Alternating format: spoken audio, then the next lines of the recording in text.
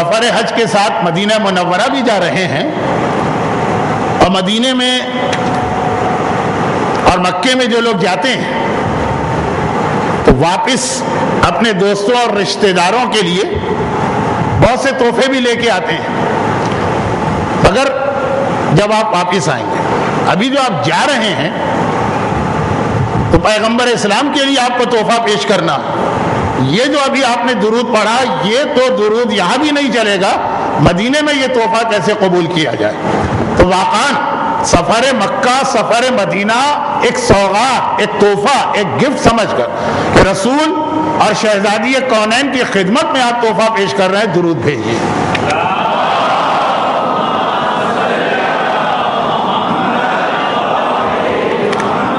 اعوذ باللہ من الشیطان اللعین الرجیم، بسم اللہ الرحمن الرحیم، الحمد للہ رب العالمین، والصلاة والسلام علی سید المرسلین وآلہ الطاہرین۔ چونکہ پاکستان بھر کے باقی تمام کاروان کے مقابلے میں کاروان ابو ذر کی مسائل سے متعلق تربیتی نشست ذرا تاخیر سے شروع ہو رہی، بلکہ شاید باقی قافلوں کی تربیتی نشستیں اختتام تک بھی پہنچ چکی ہیں۔ تاخیر کی وجہ سے میں کسی تمہید میں نہیں جا رہا ہوں، براہ راست مسائل حج کا بیان شروع کیا جا رہا ہے۔ اگرچہ سفر حج خالی مسائل کا نام نہیں، جیسا کہ مکی اور مدینے میں ہم زیادہ تفصیل سے بتائیں گے، اور شاید سب سے زیادہ تفصیل سے منی کے میدان میں بیان کیا جائے کہ مسائل حج، ان کی حیثیت ایسا ہے جیسے جسم، اور اس کے بعد فلسفہ حج، مقصد حج، اس کی مثال ایسی ہے جیسے روح۔ نہ روح جسم کے بغیر باقی رہ سکتی، اور نہ جسم بغیر روح کے کسی کام کا ہوتا، لیکن پہلے جسم بنایا جاتا ہے، پھر اس میں روح کو ڈالا جاتا۔ فَإِذَا سَوَّيْتُهُ وَنَفَخْتُ فِيهِ مِنْ رُوحِي، حضرت آدم جنہوں نے اس دنیا کی تاریخ میں پہلا حج کیا، حضرت آدم کے لیے جو قرآن نے آیت بیان کی کہ اے فرشتوں، پہلے میں اس کا جسم بناؤں گا اور پھر میں اس میں روح کو ڈالوں گا، پھر فَقَعُوا لَهُ سَاجِدِينَ، پھر تمہیں اس کے آگے سجدہ کرنا۔ تو آج ہم حج کا جسم بنا رہے ہیں، اور جب تک کہ یہ جسم نہیں بنے گا، فلسفہ حج، مقصد حج، حج کی روح، وہ سب ایک اعتبار سے ٹھہر ہی نہیں سکتی، آپ کو مل ہی نہیں سکتی۔ روح اپنے سے پہلے جسم چاہتی، یہ میں نے اس لیے کہا کہ بعض لوگ فلسفہ حج کے اوپر اتنا اصرار کرتے ہیں کہ مسائل حج کو بعض اوقات حقارت اور توہین کے انداز میں بہت ہی سرسری بیان کیا جاتا۔ وہ اپنی جگہ ایک گناہ تو ہے، لیکن اس کے نتیجے میں جس مقصد حج کو حاصل کرنا چاہتے ہیں وہ بھی نہیں ملتا۔ جب جسم ہی نہیں بنا تو روح کہاں ٹھہرے گا؟ مسائل حج، حج کے حوالے سے یہ یاد دلا دیا جائے کہ حج کی کئی قسمیں، لیکن جتنی بھی قسمیں ہوں، حج کا طریقہ ہمیشہ ایک رہے گا، صرف نیت بدلتی رہے گی۔ ایک حج وہ ہے جو کاروان ابو ذر کی اکثریت کر رہی ہوگی، وہ ہے اپنا واجب حج۔ حج دو طریقے سے واجب ہوتا، کیا یہ مسئلہ اتنے دیر کے بعد اب بتانے کی ضرورت ہے؟ یہ تو اس وقت بیان ہونا چاہیے جب لوگ درخواست دے رہے ہیں. آج اس کو بیان کرنے کی ضرورت کیا؟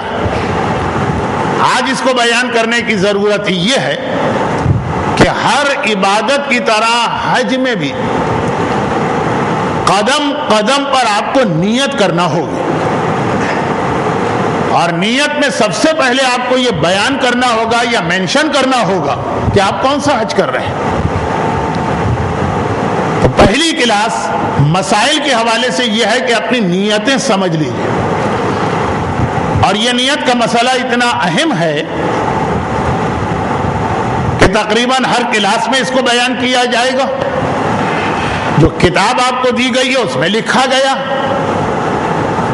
اور شاید بلکہ یقیناً ساری نیتیں ایک صفحے پہ پرنٹ کرا کر وہ آپ کے ہاتھ میں خالی ایک ورقہ بھی دیا جائے گا، تاکہ ہر جگہ کتاب کو ساتھ لے جانا ضروری نہ رہے. تو یہ نیت، جتنے واجبات حج ہیں اس کے اندر سب جگہ یہ مسئلہ مشترک رہے گا، لیکن اپنی عادت کے مطابق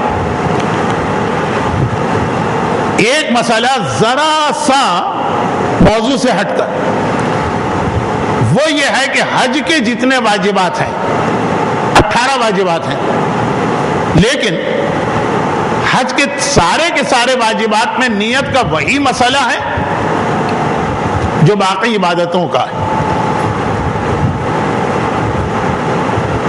3 چیزیں ایسی ہیں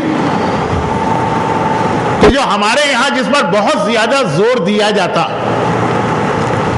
مجتہدین کی کتاب دیکھیے، چاہے کسی بھی مجتہد کی کتاب، اس میں اس مسئلے کا اتنا سرسری ذکر ہوتا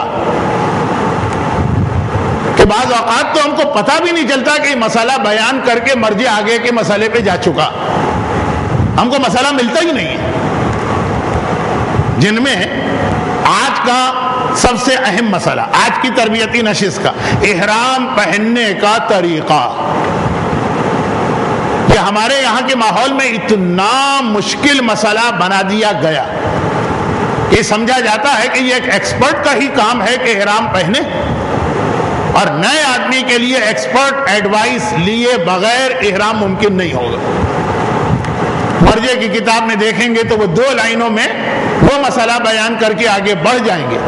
اس کے لیے شاید مجھے بھی 40 منٹ آپ کے لینا پڑے. میں نے مجھے بھی کا لفظ اس لیے استعمال کیا کہ جب مراجع کے یہاں یہ مسئلہ اتنا اہم نہیں ہے تو میں بھی اس کو اتنا اہم کر کے نہیں بتاؤں گا، پھر بھی 40 منٹ لگ جائیں گے. تو جو پرانے خیال کے لوگ ہیں وہ تو 3 گھنٹے خالی احرام باندھنے کے طریقے کو سکھانے میں لگاتے ہیں. ابھی ہم اس پہ آنے والے. دوسرا مسئلہ کفن کا. ہمارے یہاں کفن کو بھی اتنا مشکل مسئلہ بنا دیا گیا کہ جی کفن پہنانے کے لیے باقاعدہ ٹریننگ کلاسز ہونی چاہیے، والنٹیئرز کی ٹیم ہونا چاہیے، ہر کس و ناقص کے بس کی بات نہیں ہے، پہلے جا کے مسائل سیکھ کے آؤ. 3 گھنٹے کی کلاس ہوتی ہے غسل اور کفن کی. مرجع کی کتاب دیکھیے تو آپ تو ڈھونڈتے ہی رہ جائیں گے اس میں کفن پہنانے کا طریقہ کہاں ہے، کیونکہ اس نام کی کوئی چیز اسلام میں ہے ہی. بعض اوقات لا علمی کی وجہ سے آدمی کم اہم مسئلے کو اتنا بڑا بنا دیتا، اور بعض اوقات کچھ لوگوں کا انٹرسٹ اس بات میں ہوتا کہ اس کو اتنا مشکل مسئلہ بناؤ کہ لوگ مجبور ہو کے ہمارے پاس آئے. ورنہ غسل میت اور کفن اگر مجھے کبھی سکھانا پڑے تو میں تو 10 منٹ کی کلاس لے کے ختم کروں گا، مسئلہ مکمل. اور اب آپ جا کے اگر کبھی آپ نے غور نہیں کیا، آپ جا کے مرحوم آغا خوئی کی کتاب، مرحوم امام خمینی کی کتاب، آیت اللہ سیستانی کا رسالہ عملیہ، آغا خامنائی کا رسالہ، ذرا اس میں ڈھونڈیے گا وہ کفن پہنانے کا طریقہ کہاں، جس پہ ہمارے یہاں 3 گھنٹے کی ٹریننگ سیشن دیے جاتے ہیں. لیکن خیر آج کا موضوع نہیں. اور تیسرا ایسا ہی مسئلہ، میرا اس وقت بیچ کا عنوان کیا بن گیا کہ بعض چیزیں شریعت میں انتہائی آسان اور ایک جملے کی ہوتی ہیں، لا علمی کی بنا پہ اس کو اتنا مشکل بنا دیا جاتا. تو اس میں ایک مثال احرام، ایک مثال کفن، ایک مثال نیت. نیت کا بھی ہمارے یہاں یہی مسئلہ، وضو کی نیت، غسل کی نیت، نماز کی نیت، جماعت کی نیت، روزے کی نیت. اور ایک خاص جملہ جب تک کہ ہم نہ پڑھیں، اب مجھے معلوم ہے کہ 30 سال پہلے میں نے بھی کھارا اور سولجر بازار میں یہ غلط فہمیاں دور کرنا شروع کی تھی، اور اس کے بعد تو بہرحال ہمارے بڑے بڑے علماء نے آ کے آپ کو ٹرین کر دیا. لیکن ابھی تک عام معاشرے وضو کے لیے بھی چلو میں پانی لے کر ایک خاص جملہ جب تک کہ زبان سے ادا نہیں کرو گے شاید نیت نہ ہو. مجتہد کی ساری کتاب الٹ پلٹ کر کے دیکھ دی، اس میں کوئی جملہ ہی نہیں. یہی مسائل حج کا مسئلہ. 18 واجبات ہیں، ہر جگہ مرجع نے لکھا ہے کہ یہ واجب نیت کرے، یہ نہیں لکھا کیا نیت کرے. اور ہمارے یہاں نیت کرے کی بات نہیں چلتی ہے. نہیں، مولانا وہ جملہ بتائیے جس کو پڑھ کر ہمارا یہ واجب انجام پائے. تو ایک عوامی غلط فہمی ہے جس کی بنا پر ہم نے اپنی مختصر کتاب میں بھی ہر جگہ نیت کا ایک جملہ لکھا، اور وہ جو ایک پیپر آپ کو دیا گیا اس میں بھی ساری نیتیں لکھی گئی، تاکہ ذرا سا آپ کو ایک اطمینان ہو جائے. ہاں، یہ بات ضرور کہنا پڑے گی کہ حج میں یقیناً نیت کو زبان پہ جاری کرنا بہتر. احرام کی نیت تو سنت ہے، مستحب. وضو میں، غسل میں، نماز میں، روزے میں، خمس میں، حدیث قصہ کی تلاوت میں، زیارت عاشورہ کی تلاوت میں زبان میں کوئی جملہ نہیں. مجتہد یہی تو لکھتا ہے نا کہ دل میں خیال کرو اور عمل کر لو. حج میں بھی یہی. لیکن اس میں کم از کم احرام میں مستحب یہ ہے کہ آدمی نیت زبان پہ لائے. تو وہ جو آپ کو نیتوں کا ایک پرچہ دیا گیا اور کتاب میں بھی نیتیں، وہ ایک تو یہ کہ حج میں ذرا سی تاکید ہے، اور دوسرا یہ کہ نیا آدمی، وضو تو آپ روزانہ کرتے ہیں، نماز تو روزانہ پڑھتے ہیں، حج بالکل ایک نئی عبادت ہے، خصوصاً کاروان ابو ذر کی ان افراد کے لیے کہ جنہوں نے اب تک عمرہ بھی نہیں کیا، اور جو اکثریت ہے. تو اس لیے ذرا دل کو اطمینان ہو، ایک جملہ لکھ دیا گیا. لیکن اب ایک سوال آپ کریں گے کہ مولانا جب اس جملے کی کوئی خاص اہمیت ہی نہیں ہے تو پھر وہ لکھ کر کیوں دیا؟ 2 وجوہات. ایک مستحب ہے حج میں، جو وضو غسل میں مستحب بھی نہیں. نمبر 2، ذرا سا ایک اطمینان. اچھا، جب یہ 2 وجوہات ہیں تو ابھی میں نے اتنی تفصیل بتا کر نیت کے مسئلے کو اتنا پھسپھسا کیوں کر دیا؟ ہاں، یہ بہت اہم مسئلہ ہے کہ ابھی تو جو آپ شروع میں جائیں گے بڑے آرام سے سارے واجبات ہوں گے، لیکن حج کے جو اہم واجبات ہیں اس میں آپ اتنے ٹینشن کے عالم میں ہوں گے، اور اتنے پے در پے واجبات اسلام نے رکھے.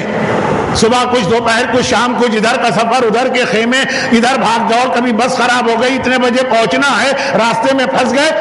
کہ اس میں اکثر جگہ پر آپ کو نیت کرنے کا موقع ہی نہیں ملے گا. اور بعد میں آپ گھبرا کے پوچھیں گے مولانا ہم کنکر مارنے گئے تھے، اتنا رش تھا، سب کچھ بھول کے ہم نے کنکر مارے، نیت ہی نہیں کی. اس وقت یہ مسئلہ بہت کام آئے گا جو بالکل شروع کلاس میں آ گیا، اور وہ مسئلہ یہ بنا خلاصہ کہ نیت جہاں جہاں پہ آپ کریں زبان سے وہ اچھا ہے، لیکن اگر کہیں پہ آپ نیت کرنا بھول جائیں، بھولنے کا مطلب زبان پہ لفظ نہ آئے مگر آپ کے دماغ میں ہو کہ آپ کیا کام کر رہے ہیں، تو وہ نیت مان لی جائے گی اور آپ کا عمل صحیح ہے. ہر سال میں ایک جملہ کہتا ہوں، اور ہر سال پھر مکے اور مدینے میں اس جملے کے نتائج ہم دیکھتے بھی ہیں. کہ بہت سے مسئلے ایسے ہیں کہ ابھی آپ پنکھے میں بیٹھے ہوئے، کرسیوں پہ بیٹھے ہوئے آرام کے ساتھ سن رہے ہیں تو آپ کو اس کی اہمیت کا بھی اندازہ نہیں ہوگا، لیکن جب آپ حج کے درمیان ہوں گے اس وقت یہ مسئلے آپ کو بہت یاد آئیں گے کہ مولانا نے کچھ کہا تو تھا نیت کے بارے میں، اب یاد نہیں آ رہا، اور اس وقت آپ کو اندازہ ہوگا کہ جس مسئلے کو یہاں پر کم اہم، غیر ضروری یا مجھے سب معلوم ہے یہ سمجھ کے آپ سن رہے ہیں، جب ضرورت پڑے گی تو یہ کتنا اہم مسئلہ بنے گا۔ اس جملے کے بعد میں پھر ایک ایسی بات کہہ دوں جو مجھے کہتے ہوئے اچھا تو نہیں لگ رہا لیکن کہہ دوں۔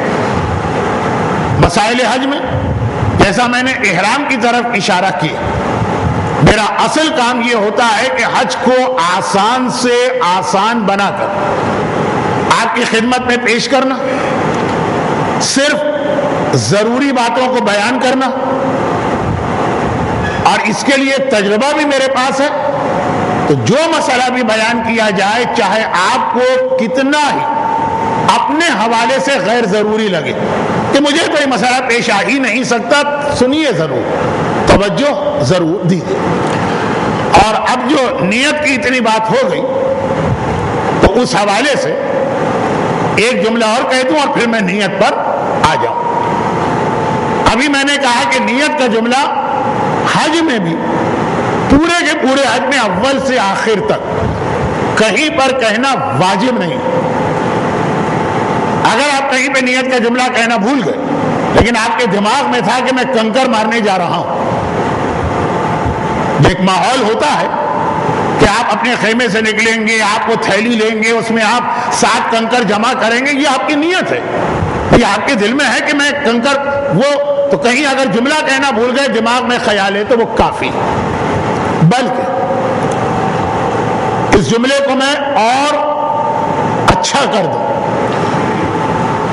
اگر آپ نیت کے جملہ کہیں کہنا بھول گئے تو بالکل صحیح ہے، اگر آپ کے دماغ میں جان بوجھ کے بھی اگر آپ نے کہا کہ میں یہ جملہ نہیں کہتا ہوں، جو میرے آپ کے دماغ میں اگر خیال ہے، جان بوجھ کے بھی اگر آپ نیت کا جملہ نہ کہیں کوئی مسئلہ نہیں، نیت ہو گئی آپ کی، کیونکہ پورے حج میں اول سے لے کے آخر تک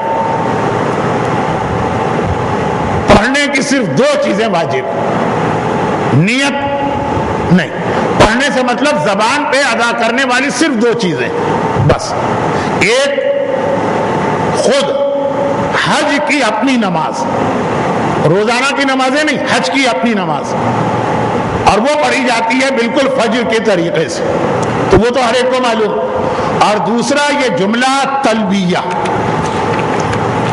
جو اس بکلیٹ کے پیج نمبر 4 پر ہوگا، تلبیہ، اس کا چارٹ لگا ہے لیکن ساری خواتین اس کو نہیں دیکھ پائیں گی، کوئی ضروری بھی نہیں ہے کیونکہ یہ آج کا مسئلہ نہیں۔ یہ جو بکلیٹ آپ کے پاس ہے اس کا پیج نمبر 4 صرف پورے حج میں پڑھنے والی یہ چیز آپ کے لیے واجب، باقی کوئی نیت پڑھنا یعنی زبان پہ لانا واجب نہیں، کوئی دعا، کوئی زیارت، کوئی عمل، کوئی وظیفہ، کچھ نہیں، ایک نماز اور ایک تلبیہ۔ تو ابھی پورے آپ کے پاس 8 دن، 7.5 دن سمجھ لیجیے، چلیں 7 دن سمجھ لیں، تلبیہ پر آپ اپنی زبان کو اتنا روا کر دیں کہ بغیر کسی کی مدد کے، بغیر کسی کتاب کے، بغیر کسی پرچے کو دیکھے آپ اس طرح تلبیہ پڑھیں جیسے مثلا اگر آپ سے کہا جائے کلمہ پڑھیے تو لا الہ الا اللہ، آپ کو نہ کسی کتاب کی ضرورت ہے، نہ کسی چارٹ کی ضرورت ہے، نہ کسی ٹیچر کی ضرورت، تلبیہ اس طرح سے آپ کو یاد ہو جانا چاہیے۔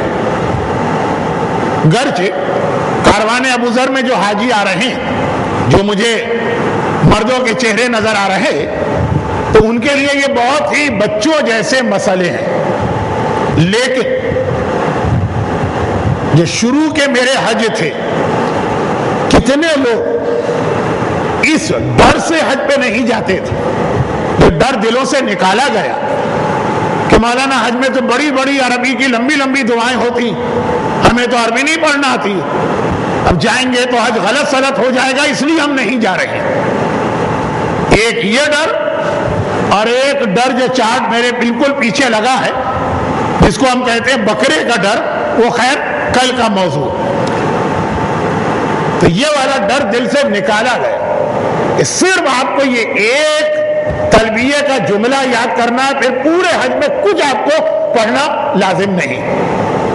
میں نے کہا نا کہ یہ مسئلہ آپ کے لیے نہیں، آپ کے ساتھ تو الٹا مسئلہ ہوگا، جہاں پہ میں آپ کو روکوں گا بھی کہ نہیں پڑھیے، آپ پڑھیں گے، یعنی طواف کی دعائیں۔ وہ پرانے جو حاجی ہیں نا آپ کے خاندان والے، انہوں نے آپ کو خوب برین واش کر کے کئی چیزوں میں بھیجا ہوگا، اور میں بار بار کہوں گا کہ پہلے طواف میں کوئی دعا نہ پڑھیے، اپنے طواف کو بچائیے۔ اور مجھے معلوم ہے کہ آدھے لوگ اپنے ہاتھ میں چاٹ لیے ہوئے دعا پڑھ رہے ہوں، اور خواتین نافرمانی میں ذرا آگے ہیں، چاہے شوہر کی ہو اور چاہے گروپ لیڈر کی ہو۔ تو خیر، تلبیہ یہ اتنا پکا یاد کر لیجیے کہ جس کو محاورتاً کہا جاتا کہ آپ گہری نیند میں ہوں اور کوئی آپ کا شانہ ہلا کے کہے تلبیہ پڑھو تو آپ تلبیہ پڑھ لیں۔ لبیک اللہم لبیک لبیک لا شریک لک لبیک ان الحمد والنعمت لک والملک لا شریک لک لبیک۔ بہرحال یہ تو بات اس لیے آ گئی کہ 10-12 سال تک پڑھنے کے ڈر کی وجہ سے لوگ حج پہ نہیں جا رہے تھے۔ پڑھنے کی چیز صرف یہ، نیت بھی زبان پہ ادا کرنا ضروری نہیں۔ البتہ اب آئیے گویا آج کا پہلا مسئلہ، البتہ نیت زبان پہ ادا کرنا ضروری نہیں ہے۔ دو البتہ آنے والے ہیں۔ البتہ حج کی نیتیں زبان پہ ادا کرنا بہتر ضرور ہے، لیکن اصلی نیت وہی آپ کے دماغ میں جو خیال ہے۔ اب آئیے دوسرا البتہ، چاہے آپ زبان سے نیت ادا کریں چاہے دماغ میں رکھیں، یہ آپ کو ہر وقت بیان کرنا ہے کہ آپ کون سا حج کر رہے ہیں۔ مثلا خانہ کعبہ کا طواف حج میں کیا جاتا، آپ کے دماغ میں خالی ہے کہ میں طواف کر رہا ہوں، یہ بیکار ہو گئے، یہ بیکار ہو گئے۔ آپ کو بتانا پڑے گا کہ آپ کا کون سا حج ہے، اس حج کا آپ کون سا طواف کر رہے ہیں۔ اس لیے اب یہ مسئلہ سنیے، اور اس کو میں زیادہ وقت نہیں دینا چاہتا کہ عام طور پر دیکھیے اسلام نے پہلے تو کہا کہ حج کی دو بڑی قسمیں، ایک مکے والوں پر واجب ہے جو مکے اور مکے کے اطراف میں 90 کلومیٹر کے اندر رہتے ہیں، وہ ہمارا مسئلہ نہیں۔ بعض خواتین کو پیریڈز کی وجہ سے وہ والا حج کرنا پڑتا، لیکن یہ مسئلہ اگر کسی عورت کو پیش آئے تو 2 ذی الحجہ کو پیش آئے، ابھی تو 2 ذی القعدہ بھی نہیں ہوئی ہے، یہ 1 مہینے بعد کا مسئلہ۔ کیا مسئلہ؟ کہ مکے والوں کا جو حج ہے وہ بعض اوقات کراچی والی بعض خواتین کو انجام دینا ہوتا، لیکن میں اس کی تفصیل میں اس لیے نہیں جا رہا کہ پچھلے 5 سال ایک بھی ایسا کیس کاروان ابو ذر کی کسی خاتون حاجی کے ساتھ پیش نہیں آئے، اور اگر پیش آئے گا بھی تو یہ آج نہیں، اس ہفتے نہیں، اس مہینے نہیں۔ تب خلاصہ کہ حج کی 2 بڑی قسمیں، ایک مکے والوں پر واجب ہے، ایک مکے سے باہر والوں پر۔ ہم ہیں مکے سے باہر والے۔ اب جو حج ہم کریں گے یہ 4 قسم کا ہو سکتا، یا آپ پر اپنا حج واجب ہے، یا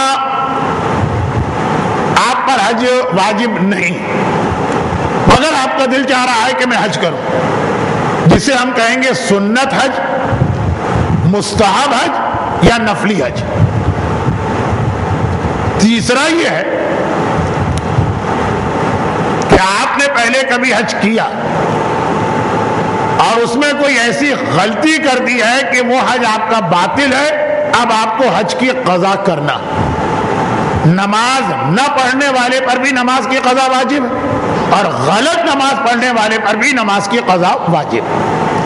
لیکن جیسے نماز میں ہے کہ ہر غلطی میں قضا واجب نہیں، اسی طرح حج کی ہر غلطی میں قضا واجب نہیں، بعض ایسی بڑی بڑی غلطیاں ہیں تو بہرحال وہ تو چھوڑ دیجئے اتنی تفصیلات۔ حج کیا تھا پہلے اور اس میں اتنی بڑی غلطی کی تھی، یہ آپ کو مکے میں بھی بہت نظر آئیں گی، اس خانہ کعبہ کے صحن میں یہ آپ کی ایک ٹریننگ ہو رہی ہے۔ ایک یہ بلی آپ نے دیکھی اور ایک میرے لباس پر آپ پچھلے سال حج کے ایک حاجی کے تحفے کا نشان دیکھیں گے، میں خاص پہن کے یہ آیا آپ کو دکھانے کے لیے، یہ پچھلے سال کے میرے حج کا لباس ہے۔ خیر، تو خلاصہ یہ ہے کہ بعض غلطیاں تو پھر تو بہرحال قضا کرنا واجب ہے، آپ کو حج پہ جانا، وہ قضا حج ہے۔ اور چوتھا مسئلہ وہ جو کہیں کہیں لوگ نماز میں بھی کرتے ہیں، وہ کھاڑا اور سولجہ بازار کے لوگ نہیں کریں گے، وہ اپنے آپ کو مسائل کا چیمپئن سمجھتے ہیں، لیکن باقی لوگ نماز پڑھی ایک شک سا ہونے لگا کہ شاید اس میں فلاں غلطی ہو گئی،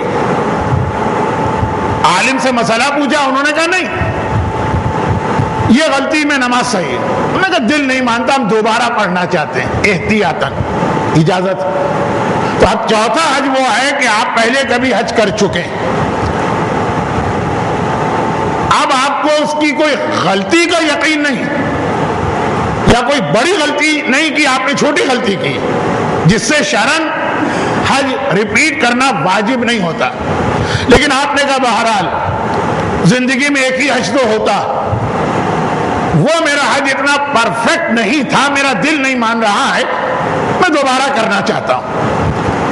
اگر یقین ہے غلطی کا تو وہ قضا حج، اور اگر یقین نہیں ہے لیکن دل مطمئن نہیں، خاص طور پر وہ لوگ جنہوں نے پہلا حج بغیر مسئلے مسائل پوچھے ہوئے کر لیا، اب جب مسئلے سن رہے ہیں تو لگ رہا ہے کہ ہمیں تو یہ مسئلہ معلوم ہی نہیں تھا اپنے پہلے حج میں، تو شاید ہم نے یہ غلطی کر لی، اب دل نہیں مان رہا۔ ٹھیک ہے، اسلام اجازت دیتا ہے کہ آپ احتیاطاً نماز بھی دوبارہ پڑھ سکتے ہیں، احتیاطاً حج بھی دوبارہ کر سکتے ہیں، مگر یہ والے حج کا نام الگ ہو جائے گا۔ زبان سے اگر آپ نیت کریں گے تو زبان سے آپ کو بتانا پڑے گا آپ ان چار میں سے کون سا حج کر رہے ہیں۔ اگر آپ زیادہ مسائل سیکھ گئے، آپ کو زبان سے نیت نہیں کرنا ہے، خالی ذہن میں خیال لانا، تو وہاں بھی آپ کو یہ تو ذہن میں خیال لانا پڑے گا کہ آپ کون سا حج کر رہے ہیں۔ ذہن کا خیال کافی ہے، مگر اس کا مطلب یہ نہیں ہے کہ آپ اس کے اندر چیزیں مختصر کر دیں۔ تو اب یہ چار حج بنے، ہمارے اندازے سے کاروان ابو ذر میں پہلے دو ہونے چاہیے، قضا والا ہمارے ہاں نہیں ہونا چاہیے، کیوں؟ قضا کا مطلب یہ ہے کہ آپ پہلے حج کر چکے ہیں، اور کاروان ابو ذر کی پالیسی کا پہلا جملہ یہ ہے کہ جو پہلے حج کر چکے ہیں وہ ہمارے کاروان میں شامل نہیں ہو سکتے۔ اسی طرح چوتھی قسم کا ہے جو شک والا حج ہے، وہ بھی وہی آدمی کرے گا جو پہلے حج کر چکا، لیکن یہ خیال کرتے ہوئے کہ اس میں کچھ افراد باہر کے بھی ہیں، اور پھر مجھے معلوم ہے کہ یہ جو کیسٹ یا سی ڈی ریکارڈ ہو رہی ہے یہ باہر جائے گی، تو ہو سکتا ہے کہ بعض لوگوں کا کیس تیسرا اور چوتھا ہو، تو میں آج نیت کے مسئلے میں یہ چاروں بتا دوں، اور اس کے بعد پھر ہم براہ راست مسائل حج پہ آ جائیں۔ اب یہ براہ راست مسئلہ نہیں ہے لیکن بہت اہم مسئلہ۔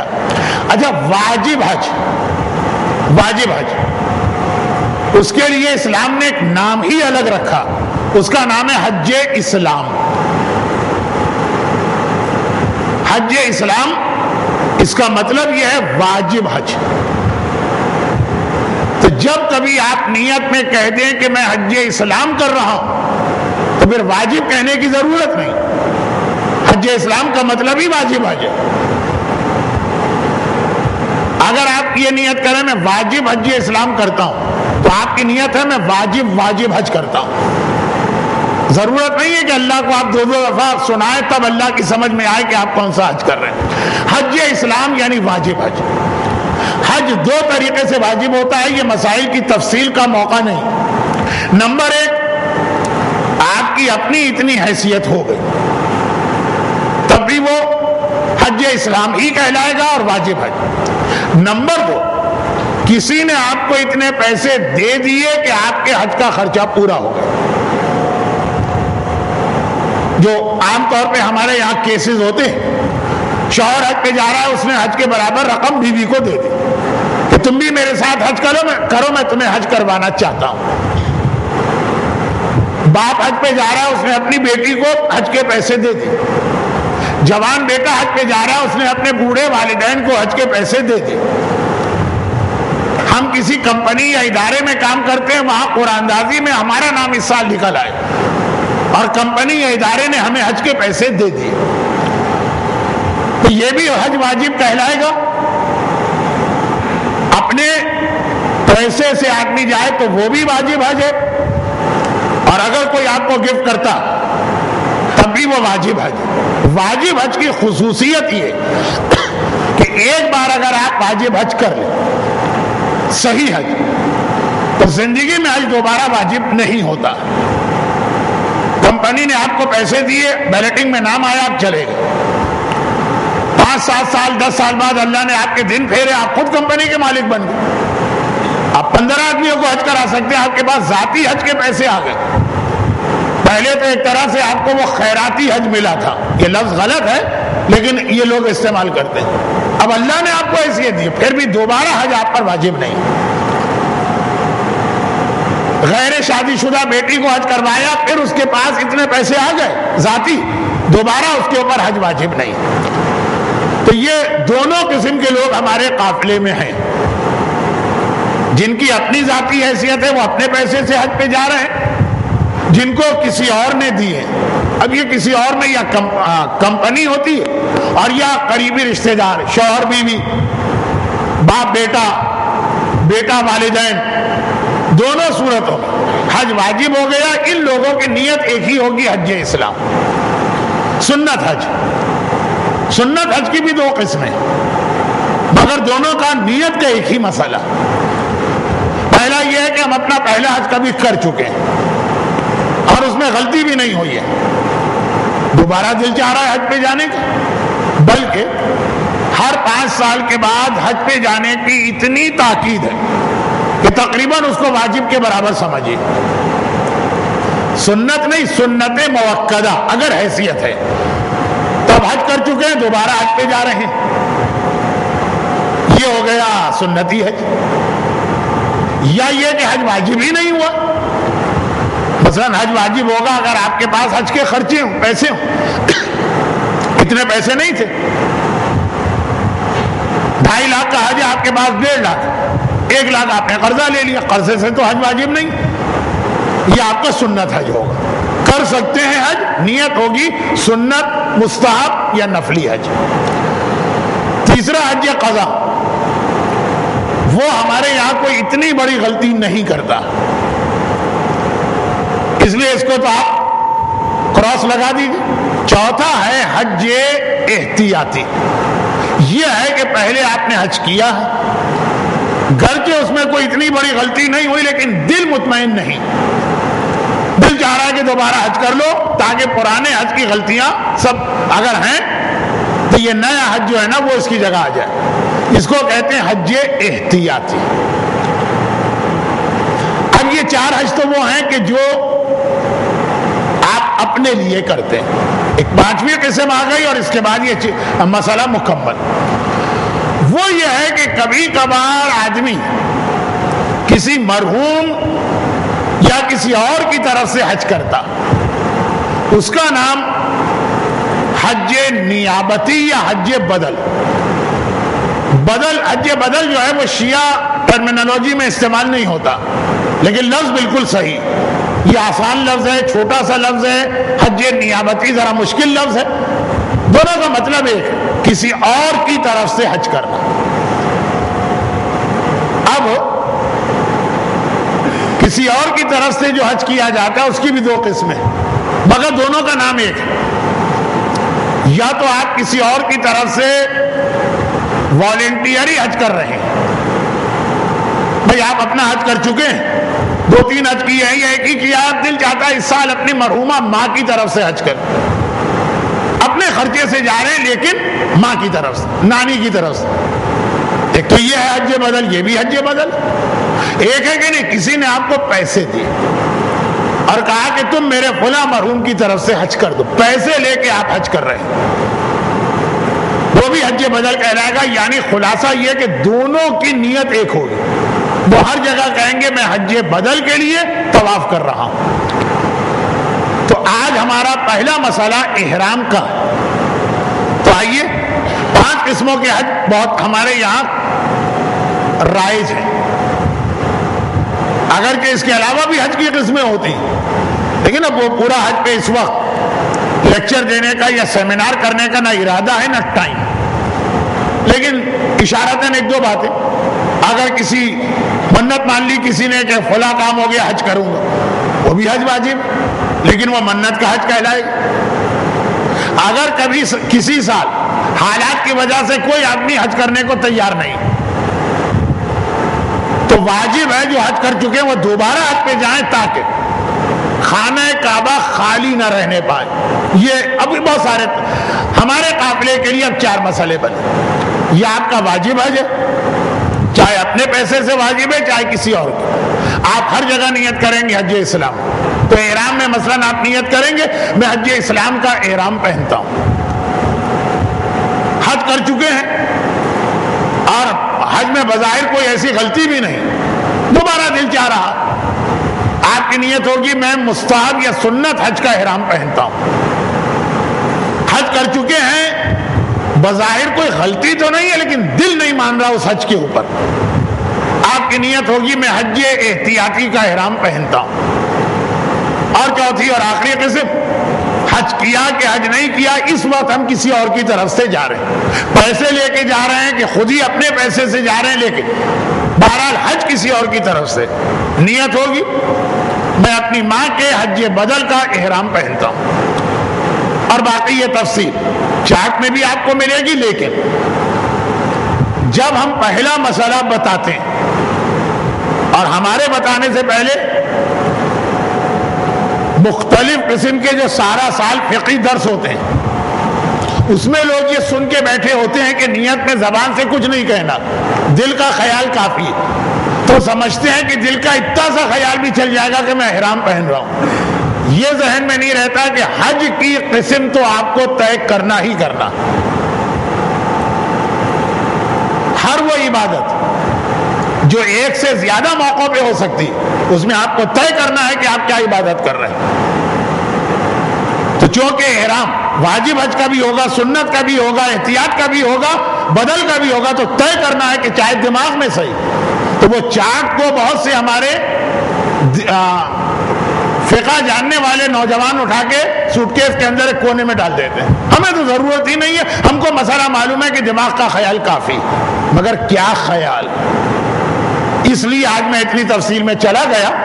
اب آئیے یہ خیال کرتے ہوئے کہ حج کے جتنے واجبات ہیں ان میں سے 2 چیزیں ایسی ہیں جن کی مشق یا پریکٹس آپ کو مکہ پہنچنے سے پہلے کر لینا. تو آج کی پہلی کلاس میں میں نے انہی 2 کو اپنا عنوان بنایا، ایک تلبیہ اور ایک احرام کس طرح پہنا جائے. باقی اب جیسے طواف ہے، طواف کے میں جتنے بھی مسئلے بتاؤں گا، جب تک کہ آپ مکے میں خانہ کعبہ کے سامنے نہیں پہنچیں گے آپ اس کی پریکٹس کر ہی نہیں سکتے. تو جو چیزیں آپ کو اپنے گھر میں اس ایک ہفتے میں بار بار کرنا، وہ ہماری آج کی کلاس کا موضوع ہے. اور اتفاق سے یہ دونوں چیزیں حج میں سب سے اہم واجب. تلبیہ کے بغیر پورا حج بیکار ہے اور احرام کے بغیر پورا حج بیکار. جیسا کہ میں نے تقریر کے شروع میں عرض کر دیا تھا کہ احرام پہننا کوئی اتنا مشکل مسئلہ ہے نہیں جتنا لوگوں نے اس کو بنا دیا. لوگوں نے اس کو کیا مشکل بنایا یہ ابھی ہم احرام پہننے کے درمیان آپ کو وقتاً فوقتاً بتاتے رہیں گے. اچھا اب آ جائیے آپ اس وقت بکلیٹ کے پیج 1 پر، اور یہ جو چارٹ ہے اس چارٹ پر یہ سیم ہے بکلیٹ کا اور یہ چارٹ. اس کے اندر ابھی آپ کو اور کچھ ہم نہیں بتا رہے، صرف اتنا بتا رہے ہیں کہ مکے سے 90 کلومیٹر دور رہنے والے ان کو جو حج کرنا ہوتا اس کا طریقہ الگ ہوتا ہے، مکے والوں کا طریقہ الگ. مکے والوں کا طریقہ صرف ایک جملہ، ان کو پورا حج جو ہے وہ ایک مرحلے میں کر لینا، گئے حج کیا گھر چلے گئے. مکے سے باہر آنے والوں کے حج کے 2 حصے ہوتے ہیں. پہلے پارٹ اے وہ آپ کو انجام دینا، اس کے بعد چند دنوں کا آپ کو وقفہ دیا جائے گا، پھر آپ کو پارٹ بی انجام دینا. پارٹ اے کا نام ہے عمرہ تمتع. وہ اس پہلے چارٹ یا بکلیٹ کا جو پیج 1 ہے اس کے آخر میں لکھا، اوپر جو لکھا ہے اس کو ہاتھ چھوڑ دیجیے، آخر عمرہ تمتع. عمرہ تمتع کا مطلب یہ ہوا کہ واجب حج یا حج کا پہلا حصہ پہلے آپ کو یہ کرنا، اس کے بعد آپ کو واجب حج کا دوسرا حصہ کرنا ہے جس کا نام ہے حج تمتع. وہ بھی اگرچہ اس بکلیٹ میں ہے لیکن بالکل آخر میں جا کر پیج نمبر 9. اس کو ہم ڈسکس نہیں کریں گے کیونکہ ابھی تو پہلا حصہ باقی ہے، لیکن بہرحال پیج 1 اور پیج 9. پیج 1 پر حج کا پہلا حصہ ہے جس کا نام ہے عمرہ تمتع. جو عام لوگ عمرے پہ جاتے ہیں یہ نہیں، حج کا حصہ. اور پیج 9 پر ہے حج تمتع جو پارٹ 2 کہلائے گا. جب دونوں پارٹ آپ کریں گے تو آپ کا حج مکمل ہوگا. اور ایک بات میں یہ عرض کر دوں کہ پہلے پارٹ میں اگر آپ نے کوئی ایسی غلطی کر دی جو پیج 1 پر ہے یا سامنے آپ کے لکھا ہوا ہے، عمرہ تمتع میں کوئی ایسی غلطی کر دی کہ یہ عمرہ غلط ہو گئے، تو چاہے آپ پورا پارٹ 2 کر کے آ جائیں آپ کا حج غلط، کیونکہ پارٹ 1 اور پارٹ 2 پیج 1 اور پیج 9 پہ جو مسئلے یہ مل کر حج کہلاتا. اب اس کی مزید تشریح ہوگی، آج پہلے دن تو کنفیوز نہیں کرنا، لیکن میں نے یہ تھوڑا اس لیے بھی بتایا کہ آپ کے ذہن میں رہے کہ حج جو ہے وہ ایک جیسے نماز آپ نے نیت کی، سلام پڑھا، 4 رکعتیں مسلسل. حج ایسا نہیں. میں حج کی اکثر ایک مثال دیتا ہوں کہ جیسے اگر آپ سے کہا جائے ظہر کی نماز پڑھی، 2 رکعت کے بعد آپ سے کہا جائے کہ 2 منٹ کے لیے آپ کو آرام ہے، نماز روک دیجئے، کھائیے پیجئے ٹہلیے، حقاب سگریٹ اسموکنگ، پھر آ کے تیسری چوتھی پڑھی. کتنا عجیب آپ کو لگے گا کہ نماز تو نہیں ہے، یہ تو کھیل ہے. روزے میں آپ سے کہا جائے کہ جی آج کل روزے بہت لمبے ہونے لگے تو صبح سے روزہ رکھیے، 1 سے 1.5 آپ کا لنچ بریک ہے روزے، اس میں آپ کھائیے پیجئے، پھر 1:30 بجے دوبارہ روزہ شروع کیجئے، شام کو آ کے فائنل روزہ کھولیے. بہت عجیب لگے گا آپ کو کیسا روزہ. لیکن حج میں یہی کہ حج شروع ہو جاتا ہے پیج 1 پر جو عمرہ تمتع لکھا ہے یہاں سے، اور کمپلیٹ ہوتا ہے پیج 9 پر جو سب سے آخری پوائنٹ ہے، آخری لائن. شروع یہاں سے ہوتا ہے پیج 1، ختم پیج 9 پہ ہوتا. لیکن اس پورے حج کے بیچ 5 واجبات کے بعد اسلام نے ایک بریک دے دیا کہ تمہارا حج ابھی چل رہا. اب آپ کو یہ اختیار نہیں ہے کہ آپ کہیں کہ بھائی اب دل نہیں چاہ رہا میں واپس کراچی آنا چاہتا ہوں، نہیں، آپ حج میں چلے گئے مگر ایک بریک آ جاتا. اچھا، اب اس کی مزید تشریح بعد میں ہوگی. یہ اتنا بھی میں نے کیوں بتایا، ایک تو ذرا آپ کے ذہن میں خاکہ آ جائے، دوسرا پیج 1 کا عمرہ تمتع دیکھیے، سب سے پہلا نمبر 1 لکھا ہے میقات سے احرام پہننا یہاں پر، اور پیج 9 کا بھی پوائنٹ نمبر 1 دیکھیے، وہاں بھی لکھا ہے میقات سے احرام پہننا. تو حج کا چاہے پہلا پارٹ ہو چاہے دوسرا، دونوں اسٹارٹ ہوتے ہیں، شروع ہوتے ہیں احرام سے. چنانچہ اس میں اگر غلطی ہو گئی تو آگے پورا حج آپ کا غلط ہے. اور اسی لیے آج کا ہمارا عنوان احرام. اب احرام میں ایک بات اور ہے، حج کے 2 حصے ہوں گے، دونوں مل کر حج کہلائیں گے، ایک حصہ جب آپ شروع کر دیں گے تو جب تک کہ حج کمپلیٹ نہ کریں آپ کو عبادت بیچ میں چھوڑنے کا حق نہیں. مگر پارٹ 1 اور پارٹ 2 کے بیچ میں آپ کا حج چل رہا، اللہ آپ کو تھوڑا سا بریک دے دیتا ہے، 2 گھنٹے کا، 3 گھنٹے کا، 2 دن کا، وہ تفصیل سنیے گا. مگر پارٹ 1 ہو کہ پارٹ 2 احرام ضروری ہے. چاہے آپ چارٹ کو دیکھیں، چاہے پیج 1 کے عمرہ تمتع کے پوائنٹ نمبر 1 کو دیکھیے، لکھا ہے میقات سے احرام باندھنا. تو لفظ خالی احرام باندھنا نہیں، میقات سے احرام باندھنا.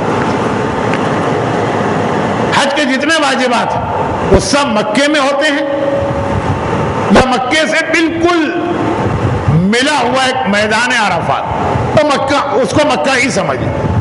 حج کے پورے واجبات، چاہے پارٹ 1 کے واجبات ہوں چاہے پارٹ 2 کے. پارٹ 1 میں 5 واجبات ہیں، پارٹ 2 میں 13، ٹوٹل ہو گئے 18. ان میں سے 16 واجبات جو ہیں، بلکہ 17، یہ سب مکے میں ہوں. صرف پہلا واجب جو ہے احرام باندھنا، یہ مکے سے باہر ہوگا. بلکہ حج تو اپنی جگہ ایک عبادت ہے ہی، مکے میں آدمی کے لیے احرام پہنے بغیر داخل ہونا حرام اور گناہ ہے، چاہے وہ کسی بھی کام سے جا رہا ہو. ہمیں حج نہیں کرنا. مکے میں کوئی ہمارا رشتہ دار آیا ہوا ہے، ہم جدہ میں رہتے ہیں، مدینے میں رہتے ہیں، اسے ملنے جا رہے ہیں، نہیں. مکے میں آپ بغیر احرام کے داخل ہو ہی نہیں سکتے. اور احرام اس کا نام ہے کہ ایک بار پہن لیا تو پورا عمرہ مکمل کرنا ہوگا. اب یہ تفصیلات چھوڑ دی. اصل بات یہ ہے کہ احرام یہ اونلی واجب ہے حج کا، جو مکے سے باہر سے آپ کو پہن لینا. اور احرام جو حج کا احرام پہنا جاتا وہ آپ ہر جگہ سے نہیں پہن سکتے. آپ کا چوائس، آپ کا آپشن، آپ کا اختیار نہیں. اسلام نے اس کے لیے کچھ جگہ مخصوص کی ہے کہ جب وہاں پہنچو تب وہاں جا کے احرام پہنو. نہ وہاں سے پہلے احرام پہن سکتے ہو، نہ وہاں کے بعد میں احرام پہن سکتے ہو. ان جگہوں کا نام ہے میقات. اب آپ اپنے ہاتھ کے بکلیٹ کے پیج اوپر آ جائیے اور میں میقات کے چارٹ پر.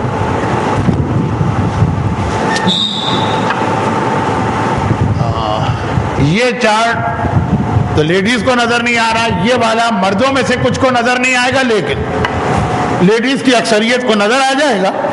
اور مردوں کی بھی نہیں، لیڈیز سب دیکھ لیں گے، مردوں کی اکثریت دیکھیں گے. میں میقات کی تفصیلات میں آج نہیں جا رہا ہوں، صرف بتا ہی رہا ہوں کہ حج پورا مکے میں کرنا، مگر احرام باندھنے کے لیے مکے میں اجازت نہیں. وہ مکے سے باہر شریعت نے کچھ مخصوص جگہ رکھی، اور وہ اس طرح رکھی ہیں کہ آپ دنیا کے کسی بھی علاقے سے مکے آ رہے ہیں، اسلام نے آپ کے راستے میں کوئی نہ کوئی میقات رکھ دیا. یہ جو ہے نا، یہ ریڈ جو ایک اسکوائر یا بلاک بنا ہے، یہ میقات ہے. اور یہ جو گرین باؤنڈری بنائی گئی ہے، یہ مکے کے چاروں طرف بتانے کے لیے کہ آپ کسی طرف سے بھی آئیں، کوئی نہ کوئی آپ کو میقات ملے گا. اب بہت مختصر کرنے کے لیے، جو لوگ نارتھ کی جانب سے آتے ہیں ان کے نارتھ اوپر ہوگا، ان کا میقات مسجد شجرہ ہے، جو بالکل مدینے سے ملی. جو ساؤتھ کی جانب سے جاتے ہیں ان کا میقات قرن منازل. جو ایسٹ کی جانب سے کہیں سے آتے ہیں ان کا میقات ذات عراق. اور جو ویسٹ کی جانب سے آتے ہیں ان کے 2 میقات ہیں، جوفا خشکی پر ہے یا لملم سمندر میں. خیر، یہ تو خالی معلومات کے لیے تھا. ہمارے اور آپ کے لیے ایک ہی مسئلہ کام کا ہے کہ ہم لوگ اپنے حج کا احرام مسجد شجرہ سے باندھیں گے، کیونکہ ہم لوگ شروع کی فلائٹوں میں جا رہے ہیں تو ہم پہلے مدینے جائیں گے، وہاں سے واپسی میں ہمارا حج شروع ہوگا. تو حج کا احرام ہم مسجد شجرہ سے باندھیں گے. مسجد شجرہ کا مطلب ہے مدینہ. لیکن کچھ ایسے قافلے میرے علم میں ہیں، خاص طور پہ نارتھ امریکہ کے کچھ قافلے جن کے پاس یہ DVD جانے والی، ان کے لیے کہ وہ لوگ حج کے بعد مدینے جائیں گے، تو مدینے تو وہ جا نہیں رہے، اس لیے مسجد شجرہ تو ان کو نہیں ملے گی۔ وہ لوگ جوفا ایک میقات ہے، وہاں پہ جائیں گے، یہ جدہ سے قریب، پلین سے اتریں گے جدہ میں، پہلے ان کو حج کرنا ہے پھر ان کو مدینے جانا، تو وہ جدہ اتریں گے، وہاں سے جوفا جائیں گے اور وہ اپنا احرام پہن کے آ جائیں گے۔ تو صرف ایک جملہ اس میں آپ کے کام کا ہے کہ کاروان ابو ذر چونکہ پہلے مدینے جا رہا ہے، ابھی تو نہیں لیکن حج سے پہلے، ہم حج بعد میں کریں گے، حج کے فوراً بعد ہماری واپسی، تو حج ہم بعد میں کریں گے، پہلے مدینے کی زیارتیں کریں، تو ہمارا میقات حج میں مسجد شجرہ ہوگا۔ اچھا، باقی چیزیں جو ہیں جو خاص کاروان ابو ذر کے سے ریلیٹڈ ایک دو باتیں اور ہیں، وہ منڈے کی کلاس میں آئیں گی۔ وہ خاص کاروان ابو ذر کے پورے اسکیجول یا شیڈول کے مطابق کچھ مسئلے ہیں، وہ بعد میں سنیے گا، ابھی تو عام واجبات۔ یہ تو ہو گیا میقات، ہمیں اپنا احرام کہاں سے پہننا۔ لیکن یہ تو میں نے بتایا حج کا احرام، ہم لوگ کچھ عمرے بھی کریں گے انشاءاللہ، اس کا احرام مسجد شجرہ سے نہیں پہنا جاتا، وہ تفصیل میں بعد میں بتاؤں گا، لیکن چونکہ لوگوں کو معلوم ہے مسجد عائشہ سے پہنتے ہیں۔ بعض اوقات کچھ عمرے ہم کریں گے جس کا احرام کراچی سے پہنیں گے، تو اصل تو ہمارا حج ہے، اس کا احرام ہم مدینے میں پہنیں گے۔ لیکن حج والا احرام ہو کہ چاہے عمروں کا احرام، جو عمرے کا احرام ہم مسجد شجرہ سے نہیں پہنیں گے، کبھی کراچی سے پہنیں گے، کبھی مسجد عائشہ سے۔ جگہ میں فرق پڑے گا، حج کر رہے ہیں تو الگ جگہ سے، عمرہ کر رہے ہیں تو الگ جگہ سے، پہلا عمرہ کر رہے ہیں تو الگ جگہ سے، دوسرے تیسرے عمرے کے لیے احرام الگ جگہ سے، تو اس کی ابھی ضرورت نہیں، جگہ بدلتی رہیں گے، احرام کا طریقہ ہمیشہ ایک ہے۔ حج کریں، عمرہ کریں، حج کا پہلا پارٹ کریں، حج کا دوسرا پارٹ کریں، عمرہ پہلا والا کر رہے ہیں کہ بعد والے کر رہے ہیں، سب کی نیتیں بدلتی جائیں گی، سب کا میقات، احرام کی جگہ بدلتی جائے گی، مگر احرام کا طریقہ ہمیشہ ایک رہے گا۔ اور وہ کیا طریقہ ہے؟ اچھا، اب اس کے اندر نماز نہیں، وضو، بلکہ نہیں، اس سے بھی پہلے خواتین اور حضرات یعنی لیڈیز اور جینٹس کے لیے اسلام نے عبادتوں کا طریقہ صرف ایک ہی رکھا، کچھ مستحبات میں فرق ہوگا لیکن واجبات ایک ہے۔ وضو ایک جیسا، غسل ایک جیسا طریقہ، نمازیں ایک جیسا طریقہ، روزے ایک جیسا، خمس ایک جیسا طریقہ 20% نکالنا، مگر حج کے اندر خود واجبات میں بھی خواتین اور حضرات کے لیے اسلام نے واجبات میں، مستحبات تو چھوڑے، واجبات فرق رکھا، اور پہلے ہی مسئلے میں فرق آتا ہے کہ پورے حج کا پہلا مسئلہ احرام پہننا، خواتین کے احرام کا طریقہ الگ ہے، مردوں کے احرام کا طریقہ الگ ہے۔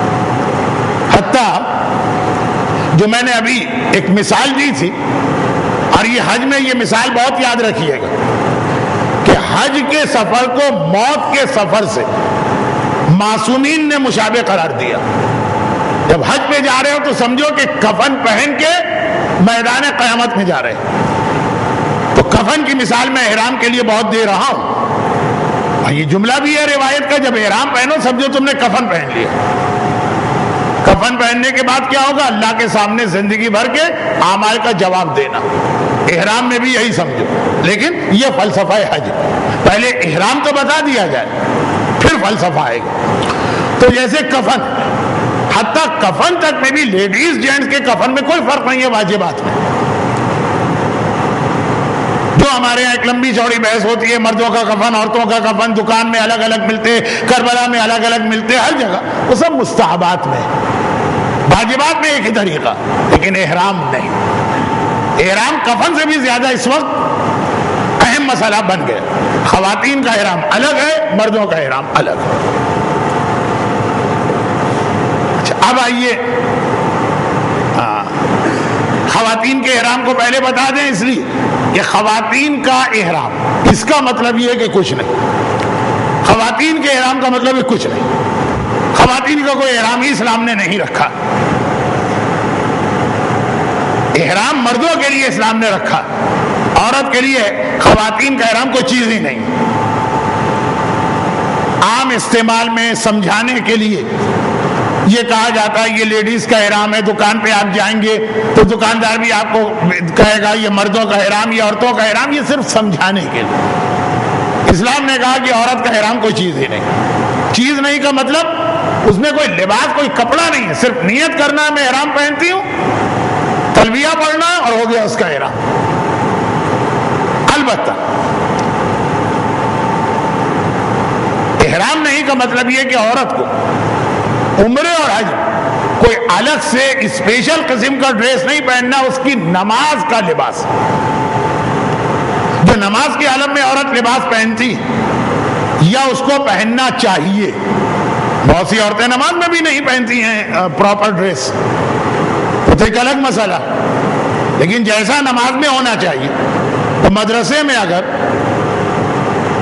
9 سال کی یا 8 سال کی یا 7 سال کی بچی کو یہ بتایا گیا کہ جب تم نماز پڑھو تو کس طرح کی چادر تمہیں پہن کے نماز پڑھنا، گویا اس کو آپ نے احرام سکھا دیا۔ تو خواتین کا احرام مسئلہ شروع ہونے سے پہلے ہی ختم ہو گیا کہ خواتین کے احرام کے نام سے اسلام باقی سارے واجبات مردوں جیسے رکھے، لیکن کپڑا کیا پہننا ہے اس میں کوئی پابندی نہیں، صرف یہ ہے کہ یہ سمجھو تم نماز پڑھ رہی ہو تو پورا جو احرام جتنے گھنٹے چلے گا، پارٹ 1 جو ہم کریں گے، حج کے 2 پارٹ ہیں، پارٹ 1 جو ہے اس کا احرام تقریباً 10-11 گھنٹے چلتا، پھر جو ہم حج کریں گے پارٹ 2 اس کا احرام 2 دن چلتا، نماز کا جو لباس عورت پہنتی ہے 5 منٹ، پھر اتار دی چادر، لیکن یہ احرام جو ہے وہی لباس نماز والا 2 گھنٹے 4 گھنٹے 10 گھنٹے اس کو پہننا۔ صرف ایک شرط ہے اور وہ یہ ہے کہ احرام کا لباس خالص ریشم کا نہیں ہونا چاہیے، بات صرف عورتوں سے ہو رہی، تو نماز میں ان کو اجازت ہے، نماز میں عورت خالص ریشم کا لباس پہن سکتی ہے۔ تو احرام بالکل سمجھیے نماز پڑھ رہے ہیں، لیکن یہ ایک ایکسٹرا کنڈیشن ہے کہ خالص ریشم کا نہ ہو۔ خالص ریشم اس کو کہتے ہیں کہ ریشم کے کیڑے سے کے منہ سے نکلنے والے وہ دھاگے یا تار سے جو ریشم بنایا جاتا، جسے آج کل عام طور پہ کہا جاتا ہے یہ عورت نے ریشمی کپڑے پہنے یا سوتی پہنے، وہ ریشم نہیں، وہ تو آرٹیفیشل سلک ہے، پیور سلک، جو بہت مہنگا ہوتا ہے۔ خالی مرد حضرات بعض کمپنیوں کی ریکوائرمنٹ پیور سلک کی ٹائی آپ لینے جائیے تو 50-50 ہزار کی ملتی ہے، تو خالص ریشم ایسے ہوتا نہیں ہمارے معاشرے، اس لیے اس کو زیادہ